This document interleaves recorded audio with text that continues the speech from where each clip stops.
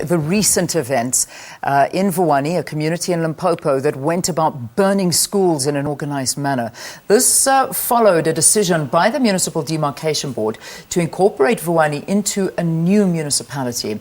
Now the National Education Collaboration Trust, in collaboration with Section 27, Basic Education for All, the Helen Suzman Foundation and Kagiso Trust, is calling on South Africans to support actions to get schooling in Vuwani back on track. Since the protest started, learners have lost 10% of their schooling time in the first half of the year. To tell us a little bit more about the plans, we are joined in studio by Khosa. He's the CEO of the National Education Collaboration Trust. It's really good to have you. Welcome to the program. Thank you, Leah, and good morning. So the National Education Collaboration Trust, you really want to get the public involved in normalizing the situation in Vuwani. How do we go about doing this?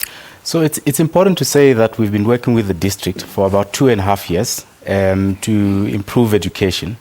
And when the developments in Vuwani started, some of the schools that we work in were affected. So we use the same channels that we've been using in the 2.5 years, which involve community leaders, religious leaders, and traditional leaders, unions, and so forth, to explore ways in which we can encourage the community to release learners back into school. So we've done that, and we've seen quite positive developments. Parents coming out, guarding their schools, and encouraging kids to go back to school. But then the question was, what do we do to get learners actually resume, learning and teaching? So as you may have heard, last week we launched a program to crowd resource, for the Vuwani schools, and this is aimed at providing resources that can get the schools back on track as soon as possible. Yeah. How difficult has it been protecting these learning spaces for the children of Vuwani? So I think it's been difficult, particularly for the parents and stakeholders in those communities who really believe in education and believe that the schools should continue and should not be embroiled, in the political circumstances there. However, I think there's a silver strip in the dark cloud. We may be finding an opportunity, for us as South Africans to explore ways in which we can strengthen, the link between the schools and the communities.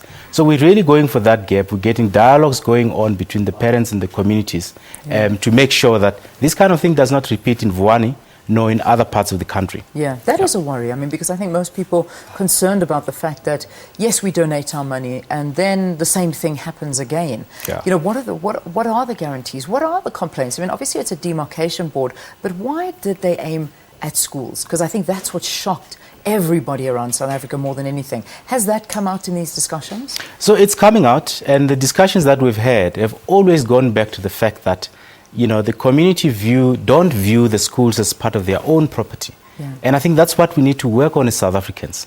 We've got to drum that message that these properties are part of them. And in fact, schools are very important in allowing learners to prepare for their future. We're going to take great care in the distribution of the resources that South Africans have generously put into this fund. We're working with the MEC and the district office. We're profiling the security, around those schools. And in fact, before the one classroom was banned early this week, we had started a process of getting communities and the school to develop some social compact, around the schools. Yeah. So we asked them to sit around to discuss the damages that have been caused in the schools and the status of schooling in their school, in their communities, and to agree on how these various structures will step up their support of the schools to improve education. So there's an opportunity, to try and strengthen things between schools and the communities. Yeah. How much money is needed? Because, at the end of the day, when we heard about the damage that was caused to these schools, it was running into hundreds of millions. And this is a frightening figure, and it's going to take years, if not decades, to get back to where they were in terms of the schooling infrastructure and everything set up. What are you hoping to raise? So the money required, it goes into hundreds of millions. But the NECT and its partners are looking at providing the critical equipment and resources that can get the schools back. So we've counted between 6 and 10 million rands, and this will go to providing, desks, some photocopying machines, some textbooks that have been banned, some computers, and some, catch-up programs. So we're not wanting to replace and bring the infrastructure to the level where it was before, but we're wanting to put in resources that would otherwise inhibit these learners and teachers getting back on track immediately. Yeah. All right, just quickly give me details. Where do we go? I know Section 27, in fact, got hold of me last night. I was at a function and they said, you've got to donate. Please get onto our website and do it that way. That's one of your partners. How do we go about donating as the public? So had I bumped into you, I would have said the same. Okay, so the same website you'd send me to. So people can go to www.NECT, which stands for National Education Collaboration Trust, .org.za. On the website, there's a bank account which is with First National Bank, and there's a donation link which makes it very easy actually to make the donations. Or they can send us an email at pledge@nect.org.za or phone us on 0127-752-6200. Okay, I'm going to get all those details from you off air. We'll repeat them again on air. All the best. Thanks so much for helping the people of Vuwani, and especially for the schools, to get them back going, and the pupils as well.